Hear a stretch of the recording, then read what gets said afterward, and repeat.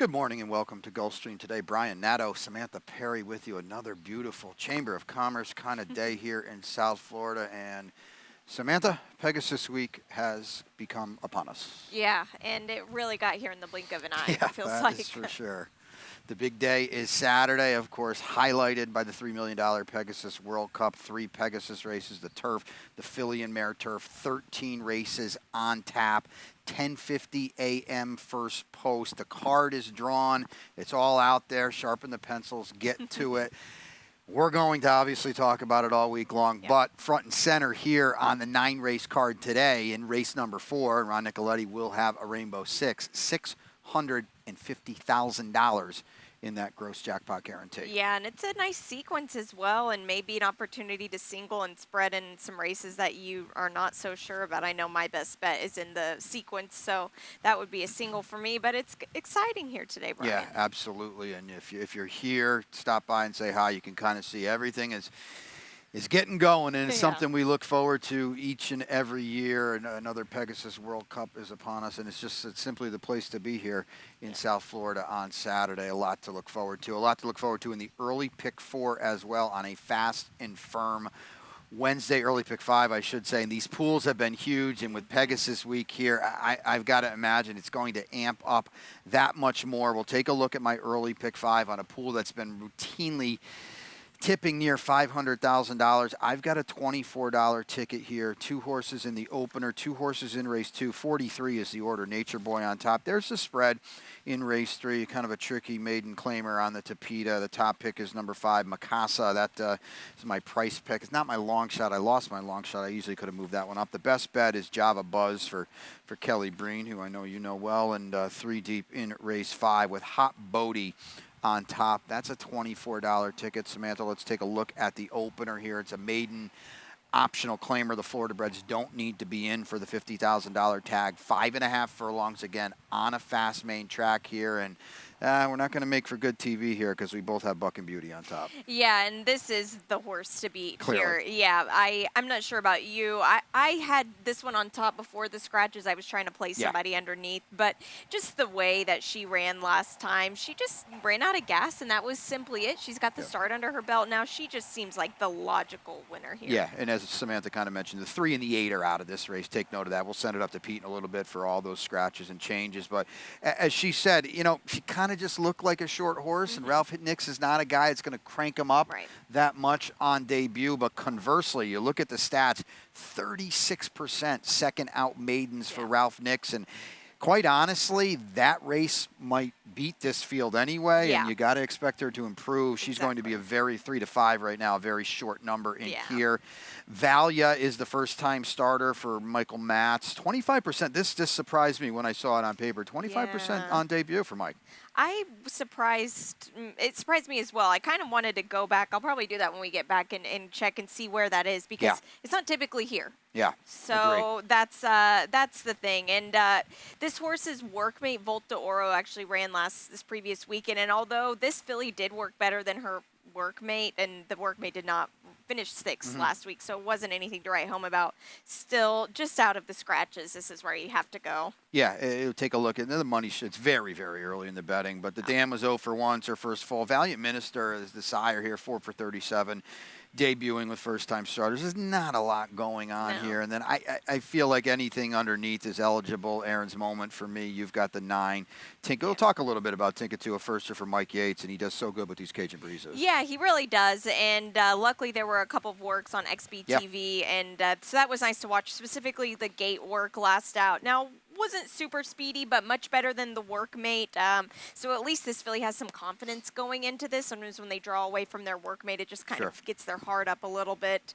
Breaking from the far outside, it's not a place you want to be first time out, but as far as this field goes, she flashes anything she could get a piece of it. I think that's very well said. This is not a group of world beaters here. Race number 2, and we got to give a shout out to J. Ron Barbosa, who is here, and he's going to ride the 7 Gypsy Kit. And if you're not familiar with him, he won 184 races last year, second among apprentices. He's a finalist for the Eclipse Award and 3 Maryland jockeys titles too. And obviously he's in town for the ceremonies up in Palm Beach tomorrow, I believe. So that's exciting to see him get down here and get his feet a little wet in South Florida. So just take note of that. Again, he is on the 7 Gypsy Kitten. We'll take a look now at race 2, and it kicks off the early pick 4, a flat mile on the fast main track here. These are 4-year-olds and up, which have never won 2. 6250 is the tag. You were on early pick 4 duty here. I was indeed, and here's my ticket. I believe we have the same single here in race 4, Brian. This race, I'm picking a couple horses out of it that are coming out of the same race, and we'll show that replay in just a moment. In race number 3, the number 4, Pink Party Pants for the Danny Gargan barn, is a horse that I'm going to have as my top pick out of that. In race 4, the number 7, Java Buzz. The way the speed has been holding on this course, Brian, this is going to be a tough horse to beat if he goes to the lead. And in race number 5, my top pick is the number 8, Perfect Kimberly S. And that's actually my long shot of the day, so we'll get to that in a little bit as well. 1350. I like it. We'll take a look here, and we'll start it off in race number 4. I guess I'll lead the way with Nature Boy, Orlando Noda. I don't know if it was the Tapeta. I don't know if it was the 2 turns, but all of a sudden, this horse has woken up a little bit after a lot of no-shows, albeit against much better in New York. The barn has a win down here. Irad is here too. I mean, if nothing else, it seems to be some significance there. Yeah, exactly, and that's probably why a lot of people are going to be playing this horse on top. So, and flash speed on the Tapeta, you'll hope that that'll translate here. The bullet works leading up to that January 7th race indicate that speed is in the tank. It's just how much are they going to use it. And Irad knows this track, and he pays attention to biases that it kind of plays out to. So I can imagine this horse will be the pace up front. Yeah, wouldn't shock me to see this horse favored in here. And if they really send it in, maybe a heavy favorite just with the connections here. Yeah. Twin sneakers for you. We're not hanging out anymore. I'm off this one. I liked him a lot last time. He ran fine, whatever. But we got a replay here to show, and you talk us through it. Yeah, and this was after a poor beginning here. Now we have the Twin Speakers who took so much dirt, and then Fishing for Fun is the 3 here, and 15-1 on Fishing for Fun. So Fishing for Fun ducks into the inside. The Twins Sneakers, you don't even see him in the screen. And this is a day where they're not making up a lot of ground on this dirt course. And all of a sudden, you'll just see this horse fly through here. I think that says a lot about him, especially with these 6250 claimers. Sometimes you don't really expect them to have. They've been beaten and battered around a few times. So the fact that he still was able to overcome that poor break, and you know, I had him picked last time as well. This will be my last time. Fool me once, shame on me. Fool me twice, shame on you. So I get you. Yep. Royal Attitude will have some speed down on the inside. Mr. JT in the mix for me as well. It's a tricky race. I feel like you could throw a dart at the board. Whose day is it today? It remains to be seen. So on to the Tapeta in race number 3. Now this is a $16,000 maiden claimer. These are 3-year-old fillies here. Pink Party Pants. Boy, this is a tricky one on the drop. Yeah, this really is. The Danny Gargan barn is starting to heat up, and he's very specific with these races he picks out for his horses. And this Buchero stallion has done so well on Tapeta sprints, 28%. I mean, just that alone, I don't care if he was in for 50 or she was in for 50,000 on the Tapeta. I would still pick this horse on top. But the fact that they dropped her, what does Danny Gargan need a horse like this for in his barn? It's just not really necessary for him. Yeah, I get it, and they'll probably have to catch her too. I took a shot in here because of the trepidation I have on a horse that's probably going to be a pretty heavy favorite. I went to the 5 Mikasa, and she was okay last time. I didn't think the rail was a good spot on the Tapeta. I mean, she's got slow figures. She's only run 3 times. That was her first on Tapeta. She's going to add Lasix too. Yeah, and gets Sonny Leon, who he rides some smart races on the Tapeta. He's a little more familiar with it since he was riding here over the summertime, which gives him an advantage. Sure. And, you know, this is a horse that I don't even have included in my top 4, but yet I really like Live Like Laura. So what would be the point of playing Live Like Laura and not playing Mikasa at the same time? Yeah, so. Without a doubt. You could talk about her now. I mean, off the claim for Steve Badu, I kind of thought she had to win last time. Not that she ran poorly.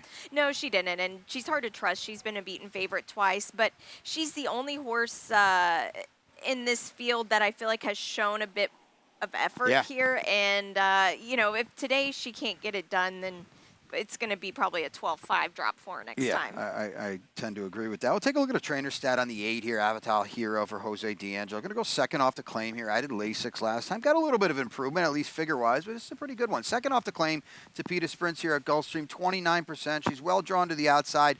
She's going to need some hitting up front. She might get it. She's a little bit against the flow of the Tapeta sprints, but she's not without hope in here. No, she really isn't, and she could be a little bit more on the bridle this time around here. She just didn't break the sharpest last time, and this is Jose Ortiz's second time being on her. Sometimes you just need to get familiar with an animal first, and then you can really see what they have, and so she could definitely step up here. Yeah, and I think if he puts her in the game, that's going to be to her benefit that much more. So 3 down, 6 to go, Rainbow 6 time when we come back. Stay tuned.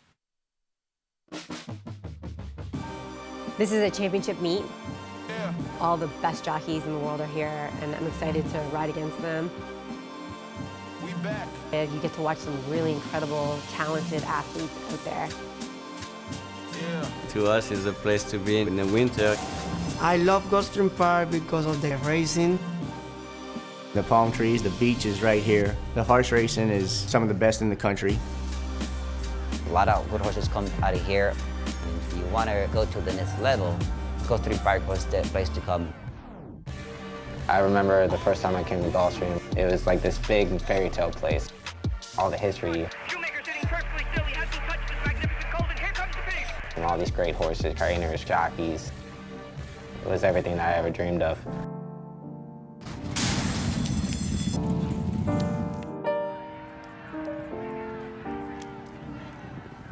And welcome back to Gulfstream today. Brian and Samantha with you. Pegasus Week is upon us. We've got lots to look forward to, but 9 races here on a fast and firm Wednesday card. And as we mentioned at the top, $650,000 in the gross jackpot Rainbow 6.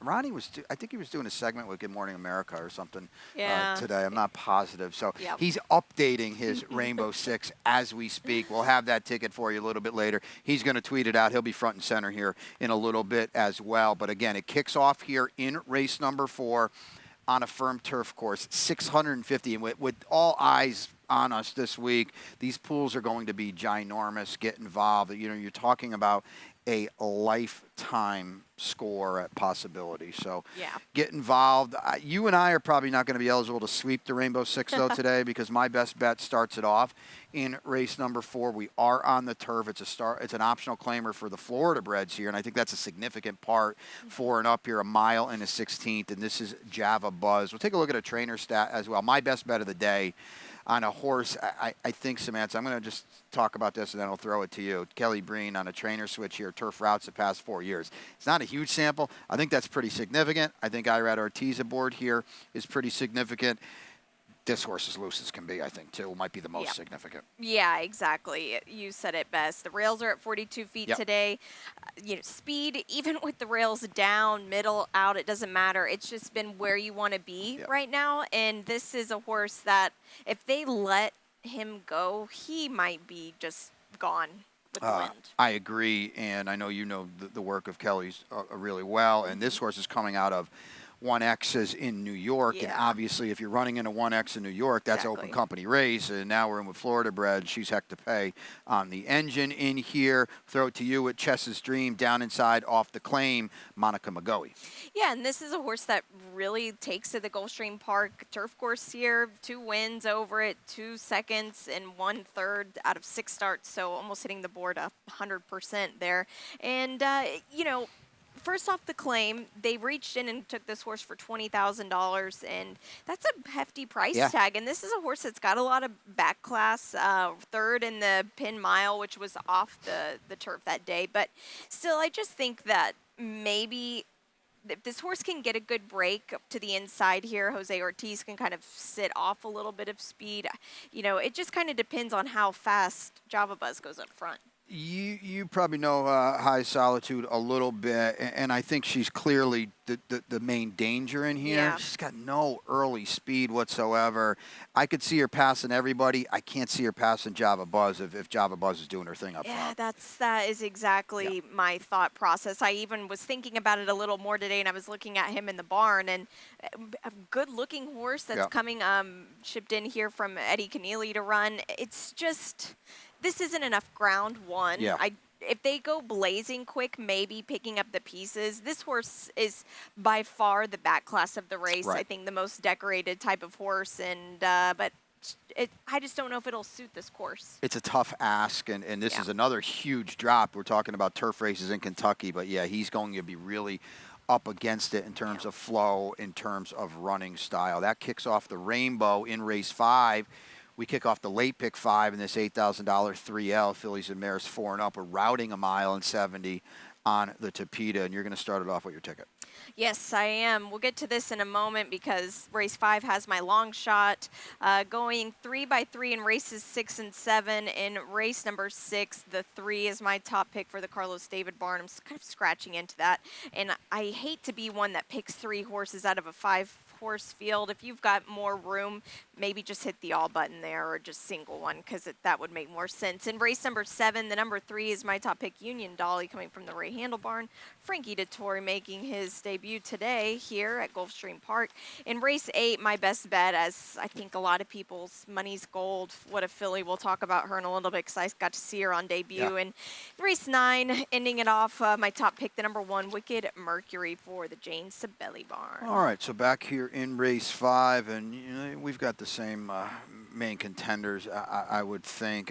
You've got number 8 on top, and that's perfect. Oh, you're bombing here with perfect Kimberly S. Yeah. I don't know if you're getting 20 with Jose Ortiz, but Yeah. you should get a square price. Yeah, you should. And this is a weird mare because every other race she runs second. Yeah, it's a plus-minus pattern. Yeah, going, and so she's on the plus swing of Yep. things here. At a mile and 70 yards, she's never ran worse than second. In fact, she's only ran second. So I'm just going to hope that the rider switch here today Yeah. will put her in the winner's circle. If she follows this pattern she has the last 6 races, I'm going to go for it. Yeah, and I'm a big a fan of Jaime Torres as anybody, but we get Jose Ortiz here, and, might be go time here a little bit. Couple scratches of the 7 and the 9 are going to knock your price down anyway, and she Yeah. wasn't going to be 20, but, No. you're supposed to get a square price on that one here. I thought Hot Bodie ran well last time.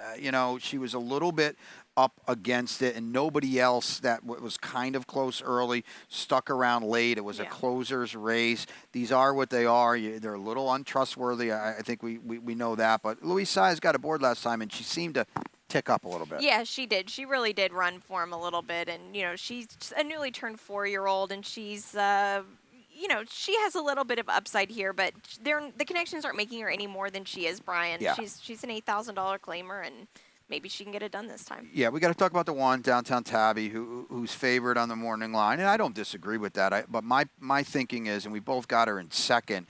Yeah, she was awesome last time for Safi and the Rams and Ken Ramsey, and Jose D'Angelo's really good off the claim. This is a tougher group today, though. Yeah, it really is. And can she repeat that? Yeah.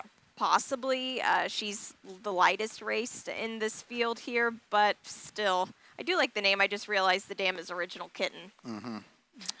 Well, Get it, Downton Tabby? I got it. Okay. Yeah, I got it. I got it. I just imagine a cat's version of Downton Abbey. Okay. Yeah. I'll mention this to 5 quickly. Castana, she ran a 10 last time. That's the number because she had ground loss and all that kind of thing and made a middle move. It's a tough race. You don't have to take a short number if you don't want. Late pick 4 time in race 6. We've got a flat 1-turn mile here. 12.5 claimers here. We'll take a quick look at my ticket. And it's $6. There was a scratch in here. I'm not trying to beat your best bet. There's no point in doing that. 3 deep in race number 7. I scratch into a pick here, Union Dolly. And then in the finale, top pick is number 3. She's the North. $6. This one might be one, I don't want to play a $28 ticket with a horse that's going to be 1 to 5. So Yep. I think that's the way to go in here. I I lost my long shot here with small reason. I scratch in to the big gray. We're down to 5, 6, 7, and 8 are all out of here. There's still a lot going on in this race here with just the field of 5. 'Tis romantic for you on top. Yep, I scratched into this horse as well. These are connections that, first off the claim, you like to see it. I believe this horse is going to be sent to Maddie Rowland when she came here to ride for Carlos David last time. She put the horse on the lead and didn't look back, which is kind of her style. This is how she wins races, is just on the front end here. And this horse doesn't have a lot of, or didn't show as much speed last out, but 2 races back has some gas in the tank, and maybe they can wire him. Yeah, I honestly thought the big gray might be 8-5 before the scratches in this race. He might that's be true. 2-5, and he was not going to be 8-1. And you know, just look at the dirt races; they absolutely lay over this field. Figures. You look at the horses that are coming out. Mr. Tito, C. Trident, ain't wasting time. You know.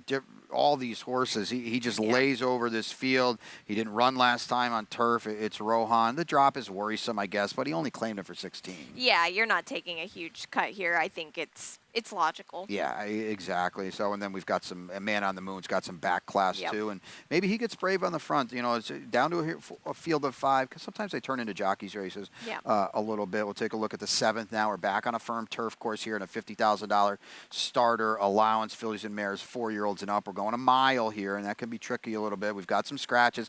I lost my top pick, Peg's AK Girl. The 11, that's the 5. The 11 is out as well. The 13 is 2, and we both on the same pick. I did scratch into her Union Dolly for you. Yeah, Union Dolly. I'm hoping that she brings a little bit of speed to the table. Yeah. What I really like about Frankie Dettori is, he is a European rider, but he's not afraid to put one on the front, and he knows how to read the form here, and I can bet that he has been paying attention to the way the turf races have been going here, and I'm hoping Ray Handel can finally get the monkey off his back today. Yeah, and just even looking ahead to Saturday, because he's got a live horse in the Pegasus Turf for Graham Motion.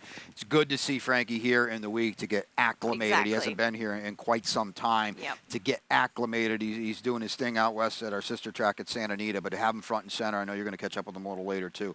Looking forward to that. Number 2, Sal's Dream Girl in second for me for Danny Gargan, Louise Sias. She makes a lot of sense getting back to the turf and lay the groundwork. This is a tricky one now. Off the claim from Chad Brown and Seth Klarman. Mark Hennig dips in. Mark doesn't claim a lot of horses. He's got some solid turf form. Well, you saw this horse at Monmouth last year. Yeah, and wasn't really one that I liked too much at Monmouth last year either. You know, a lot of people kind of played her the first time she ran at Mom, but I saw right through that. So it's just, you don't really see Chad Brown bringing his live horses to Monmouth Park. Yeah, without a doubt, but I think she fits in here. And Mark, one of the guys we root for, on to race 8. I want to give us plenty of time to talk about this race. Now we're going to talk about a 1-9 probably. Yeah. But it's good to have you here because I know you saw Money's Gold front and center.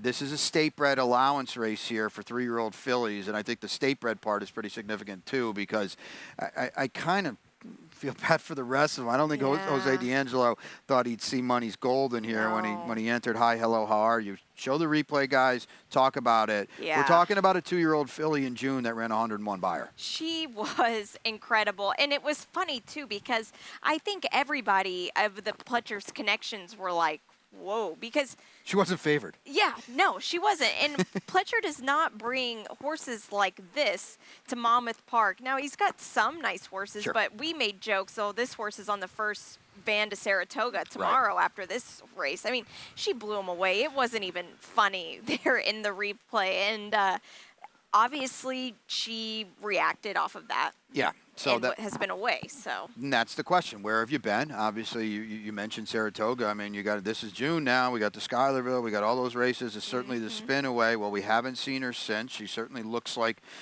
she's been working well. I don't want to speak for Todd Pletcher and the connections, but there are bigger spots than this Florida-bred allowance race. But anything remotely close is going to demolish this field. Oh, by far.